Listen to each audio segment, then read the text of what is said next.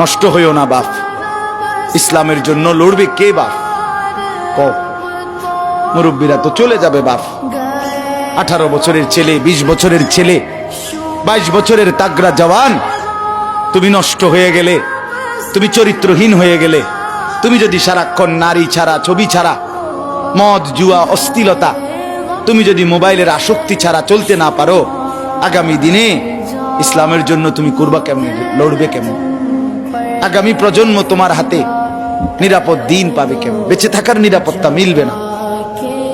বেঁচে থাকা 53 বছর বাংলাদেশের বয়স, 53 বছরের সমাজে বেনামাজির সংখ্যা যদি এত বেশি হয়, 53 বছরের ভিতরে মোবাইলে আসক্ত যুবকের সংখ্যা যদি এত বেশি হয়, 53 বছরের ভিতরে বেপর্দা নারীর পরিমাণ যদি এত বেশি হয়, এত মসজিদ মাদ্রাসা চারদিকে থাকার পরেও যদি এই মসজিদ মাদ্রাসা ষড়যন্ত্রের কারণে কমে যায়,